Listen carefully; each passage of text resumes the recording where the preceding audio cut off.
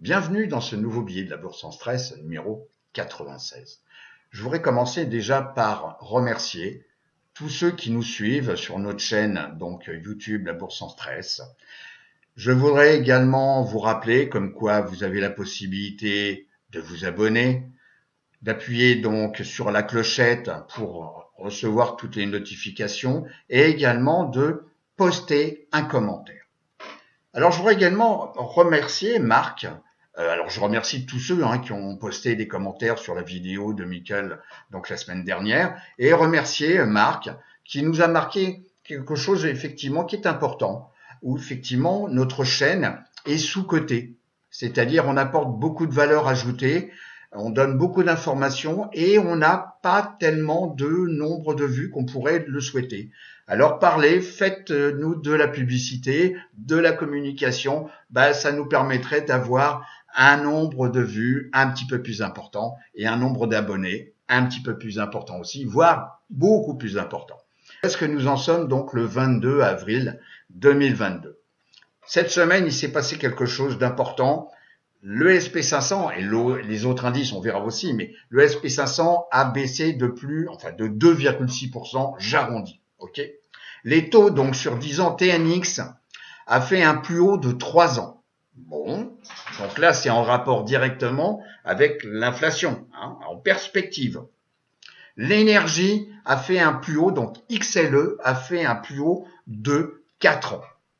Et également l'indice sur les FANG, donc Netflix, etc., donc retourne sur un support, on l'a déjà étudié cet indice, le NIFANG, revient sur un support important, donc à 5440.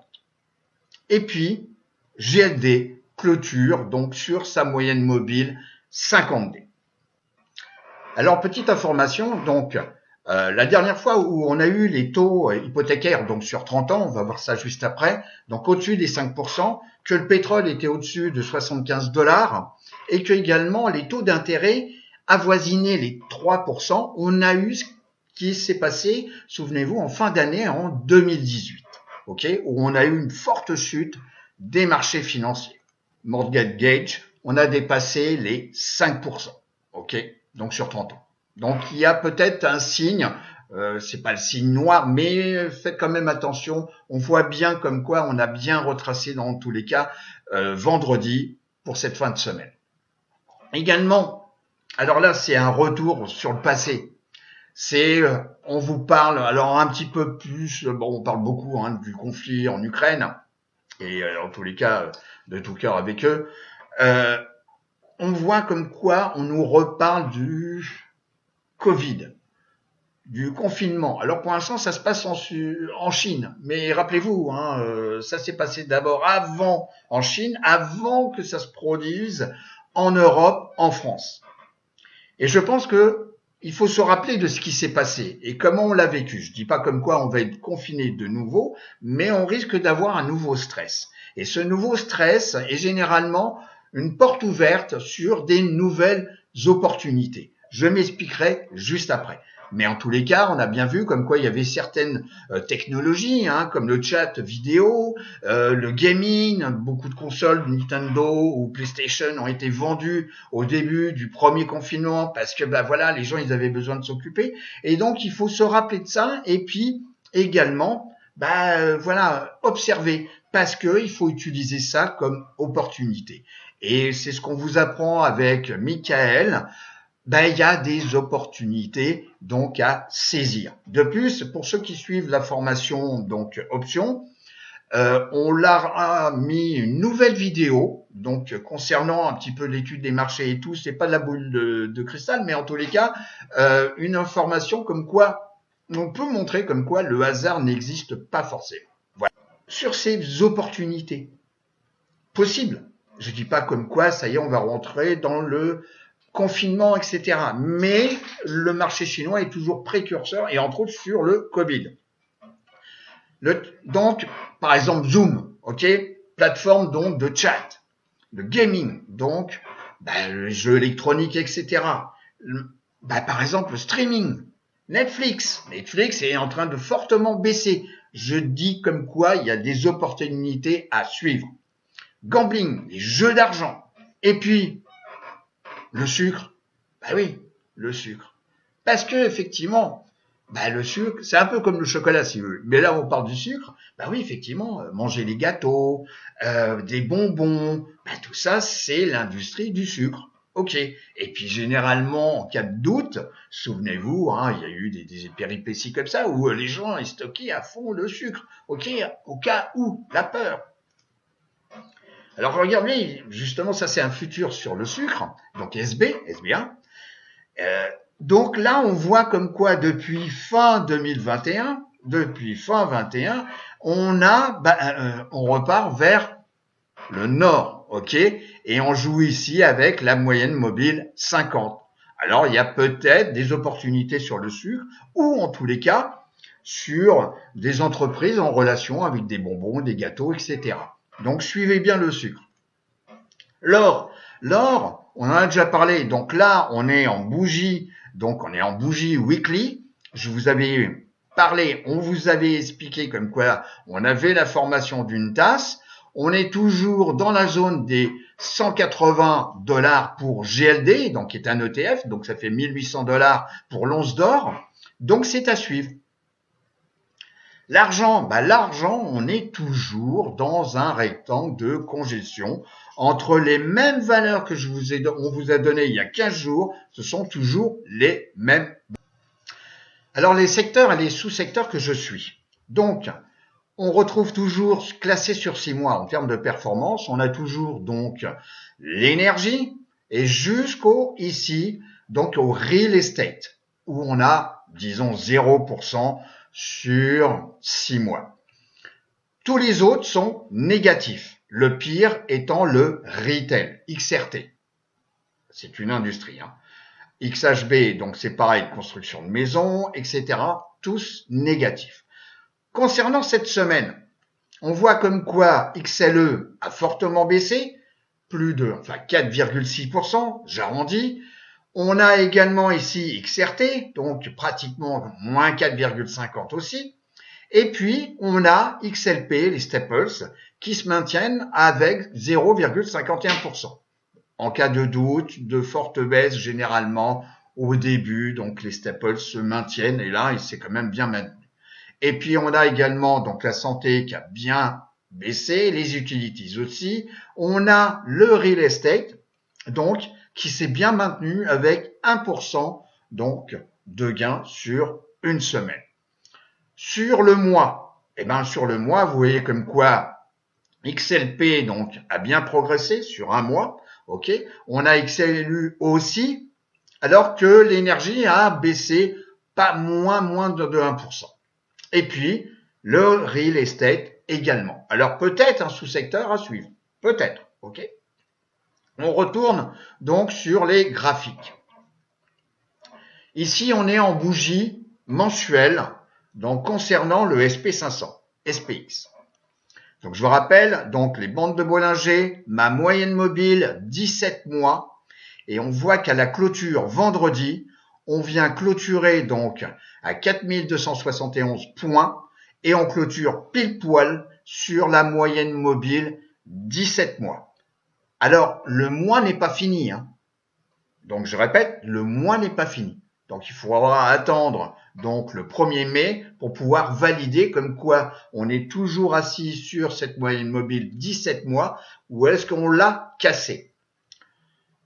Dans le cas où on puisse casser, je dirais qu'il y a certainement le premier objectif, c'est la bande inférieure de Bollinger, donc aux alentours donc des 4160 points. Le VIX, donc là vous êtes en bougie hebdomadaire. On voit comme quoi on revient tester, et j'en ai parlé plusieurs fois, j'ai même posté donc sur le Facebook de la bourse en stress, on retourne tester donc la zone des 28,80, disons 29, voilà, 29, donc du VIX. On est toujours à l'intérieur de ce rectangle, donc de stagnation, donc entre 15 et vous voyez 29, j'arrondis, mais cependant, on a ici un phénomène où on va avoir peut-être la moyenne mobile, donc 50 semaines, qui va croiser à la hausse, si je me mets en plein écran, voilà, qui risque de croiser à la hausse la moyenne mobile 200 semaines. Si on se met en one day en termes de bougie, donc vous voyez, on a rebondi ici sur la 200 jours et on a cassé de nouveau la 50 jours. Alors il se peut, puisque là on travaille purement donc en émotionnel, qu'on revienne tester donc sur le VIX la zone des 37,50, 38, vous voyez, donc les plus hauts ici. Bon. Si jamais on vient tester et on dépasse, il faut pas oublier comme quoi des phénomènes comme ça peuvent se reproduire. Hein, on le voit bien, il y a des phénomènes cycliques. Hein. Donc si on revient dans le temps passé, il y a des phénomènes cycliques qui réapparaissent par rapport à la peur. Imaginez simplement que voilà, on dit comme quoi la guerre donc entre la Russie et l'Ukraine va pas s'arrêter le 9 mai, le jour de la victoire donc de 1945 donc des Russes par rapport donc à l'armée allemande. Donc si jamais le conflit continue, la peur va continuer.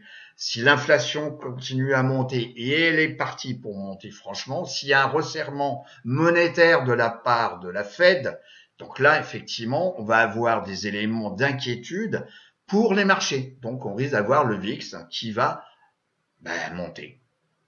Si on compare maintenant la volatilité de la volatilité, donc le VVIX par rapport à la volatilité, donc le VIX, on voit comme quoi on vient de casser donc le vendredi ici, donc 22 avril, on vient de casser la moyenne mobile 50 et qu'on a en ligne de mire, direction ici les 4,08 puisque c'est une division. Ok, ces 4,08 ont déjà servi de nombreuses fois comme support. Donc là, il n'y a pas photo, vu la bougie qu'on a, on revient sur cette zone. Si maintenant je me penche sur les put-call ratio, donc concernant les equities. On voit d'abord que là, il n'y a pas photo. On a eu un achat fort de put, puisque là, on est passé à 0,87 en termes de ratio par rapport au call. Et quand est-ce qu'on achète des puts, des poules, oui, c'est ça. Des puts, ce sera pas coupé. Eh ben, c'est pour se protéger, donc, en cas de doute. Les 4 indices, ici, on est sur 6 mois. Les 4 indices sont négatifs. Bon. Négatifs. Et effectivement, le pire, donc, on revient tester, donc, c'est ici, le Russell 2000. On revient tester les mêmes zones ici, ok, qu'on a déjà travaillé. Donc, que ça soit en janvier, en février, en mars. Le QQ, on risque lui aussi de revenir ici, donc tester la zone donc des 317,60 ici, puisque on a cassé la 50 est baissière, on est sous la 200, bon la 200 elle a servi ici de zone de résistance, donc là direction sur cette zone de support à 317,27. C'est une certitude, on l'a déjà testé ici, ici, ici. Alors après, il va falloir savoir si cette zone de support va rester zone de support. La ventilation par capitalisation. Donc on voit comme quoi sur un mois, ils sont tous négatifs. Avec pour les larges, donc je vous rappelle la nomenclature, les larges c'est entre 10 milliards et 200 milliards de capitalisation. Donc baisse de 4%. Jusqu'aux nanos, donc les nanos, je vous rappelle, c'est en dessous de 50 millions donc de capitalisation, on a une baisse pratiquement de 10%. Si on regarde donc sur 3 mois, ils sont tous négatifs. Avec quand même les larges qui ont bien baissé par rapport aux autres, et puis les mégas. Concernant sur 6 mois, ce sont les micros et les small qui ont le plus baissé. Et en plus, les nanos. Cette semaine, la ventilation, la capitalisation qui a le plus baissé, ce sont les small. Donc ce n'est pas de la recommandation, hein. C'est juste deux sociétés qu'il est bon peut-être d'observer, c'est Zoom, ZM, et Electronic Arts. On regarde tout de suite donc les cours. Zoom. Alors Zoom a très bien monté, vous voyez, donc là je suis en bougie hebdomadaire, ok. On est monté jusqu'à pratiquement ici, vous voyez, pratiquement à 585, avec ici, on voit bien l'incidence entre le début du confinement et puis jusqu'à donc fin donc des 2020. Ensuite, forte baisse, donc déconfinement, et puis là, on a retracé, et puis là, pof, forte baisse, et au total, vous voyez bien, on a baissé entre le plus haut ici et le plus bas ici, on a baissé de 83,63%. Alors, est-ce que ça peut aller encore plus bas? Oui, ça peut aller plus bas. Mais pour l'instant, on est dans des zones ici, donc de support ici, mais ancienne zone de résistance ici et ancienne zone de support ici. Donc, tant que les 100 $, tiennent, en tous les cas, surtout qu'on a tendance à revenir tester, donc avec la bougie donc de cette semaine, à revenir tester la zone des 100 $. Après, on peut avoir un retracement. Donc, un retracement de Fibonacci entre là et le point bas ici, on peut retracer à 0,236% ou les 0,38%. Donc, on peut peut-être, je pense, faire par exemple des ventes de put pour ceux, donc actuellement le VIX est relativement élevé. Le cours se situe donc ici en bougie journalière, on est sous la moyenne mobile, donc 10 jours, qui elle-même est sous la 50 jours. La 50 jours a une tendance bien baissière, et ici qui est au-dessous de la 200, qui a une tendance également baissière. On revient ici dans la zone donc des 93 $, donc ce sont des zones, comme toujours. Est-ce que cette zone va bien servir de zone de support? Ça correspond à ici des niveaux qu'on a déjà travaillé ici et ici. Donc à observer. Donc pour l'instant, c'est pas une prise de position qui est recommandée. Attention. Par contre, pour celui qui veut avoir Zoom en portefeuille, parce que on peut avoir des opportunités, généralement, au mois de mai, vous voyez comme quoi, là, c'est 2020. Bon, ça, c'est avec le confinement, le premier confinement. Donc, on voit bien comme quoi on a eu une belle progression. Et si on regarde en 2021, vous voyez, on a eu également une belle progression. On est revenu ici, donc, retracer la baisse qu'on avait eue ici, entre ici et ici. On a retracé avant de repartir vers le sud. Alors, il y a peut-être des belles opportunités. Je reprends un petit peu mon scénario, je décide de vendre des puts parce que je veux posséder Zoom en portefeuille. Donc je rappelle qu'avec les options, à chaque fois qu'on vend ou qu'on achète donc une option, c'est par paquet de 100 stocks. On est bien d'accord là-dessus. Donc on est ici aux alentours donc des 100 $. Je regarde la ligne de cotation. Je regarde par exemple sur une échéance, disons au mois de juin, donc le 17 juin, je regarde si il y a, donc des options à disposition. Donc ici avec le strike pour les calls et pour les puts.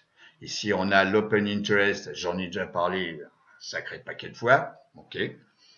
Donc, et ici, vous avez la valorisation, le dernier prix échangé. Alors, bien entendu, c'est pas du temps réel. Il faut utiliser donc son broker ou utiliser donc des logiciels comme eBay Folio, on vous en a déjà parlé, ou bien même Power Option, qui est un site internet dédié aux options. Et donc, de telle sorte de pouvoir vendre donc des puts. Par exemple, je décide, moi, de vendre des puts 60 $ parce que j'ai envie de les acheter à 60 $. Donc, on va voir de nouveau le graphique. Et là, je pourrais les vendre à 1,11 $. Donc, par paquet de 100 stocks, ça me fait un encaissement de prix à 111 $.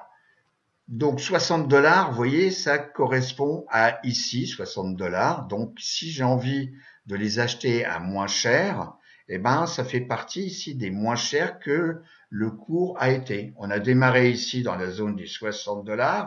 Si on est revenu tester les 60 $, donc je peux les racheter à moins cher en vendant donc des puts, échéance donc juin 17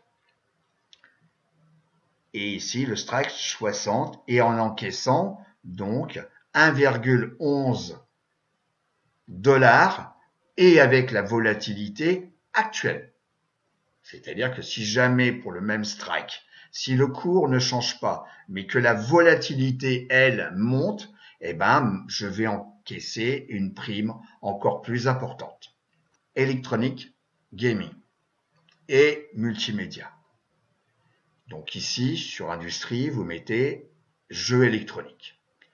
Pourquoi? Pour les mêmes raisons que je vous ai citées tout à l'heure. Si jamais il y a encore une crise du Covid, confinement, etc., etc., on va avoir le réveil donc des jeux électroniques. Vous avez ici, au total, 29 sociétés. Alors, je n'ai pas mis de volume moyen, vous pouvez le faire. Donc, je viens cliquer ici et je veux que des sociétés avec un minimum de 100 000 shares échangés par jour. Donc, ça veut dire que ce sont des marchés un petit peu plus volumiques. Donc, c'est facile de rentrer et c'est facile, enfin, en tous les cas, c'est plus facile d'en sortir. Donc là, voilà. Donc maintenant, c'est uniquement des sociétés avec plus de 100 000 shares donc échangés, d'actions échangées par jour. Et là, j'en ai plus que 21. Donc vous avez la société ATVI, vous avez Avid, bien connu. Donc vous avez celle-ci, donc avec, bon, c'est une petite capitalisation, il y a 23,73 millions. Il y a Billy, donc là, c'est une société chinoise avec 8 milliards 552 donc de capitalisation. Et ici, vous avez Electronic Arts. Alors, Electronic Arts, on va voir, donc d'abord, c'est une société qui est quand même un petit peu quand même capitalisée. Il y a 36 milliards, j'arrondis, de capitalisation. Et là, on vient de faire un multiple bottom. OK, un test de support. Si je regarde donc le cours, donc là, je suis en bougie hebdomadaire. Alors, je vous rappelle, ce n'est pas de la recommandation. Je suis en bougie hebdomadaire et on voit comme quoi on dessine une tasse avec une anse et que ça fait plusieurs fois qu'on vient tester la zone des 123, j'arrondis 123 $. Et on a testé ici la moyenne mobile 200 jours. Alors, on a clôturé vendredi, donc le 22, au-dessus de la moyenne mobile 10 jours. La 50 est légèrement baissière et là, la 200 jours, elle est un peu flat. On pourrait dire comme quoi si ça continue comme ça, elle va descendre. Mais c'est peut-être une opportunité, voilà, tout simplement. Si on regarde en daily, donc en daily, on voit bien comme quoi cette zone des 122,50 a été testée plusieurs fois, ok, et que en fin de semaine, il y a eu un réveil, donc relativement intéressant dans un condition de marché. C'est pour ça que je parle d'Electronic Arts et des jeux électroniques, c'est que c'est un sous-secteur qui a superformé vendredi par rapport à la baisse brutale des indices et des marchés. Donc, il faut peut-être profiter de cette opportunité, voilà. Et puis, effectivement, vous avez des niveaux, donc ici par, on va dire, une résistance dynamique donnée par la moyenne mobile de 200 jours qui est légèrement baissière quand même plus que légèrement, qui est baissière, mais ça peut être une opportunité. Donc, c'est pas une obligation de prendre position, mais il faut mettre en tête Electronic Arts, surtout que vous avez ici des earnings en date du 10 mai, donc avec ici donc une estimation de 1,43 $. Michael a fait une super vidéo donc concernant le vocabulaire sur les options. Je vous recommande de regarder cette vidéo pour découvrir ou réapprendre donc les termes et le vocabulaire dédié aux options. Je vous souhaite en tous les cas une bonne semaine de trading et je vous dis à très bientôt. Au revoir.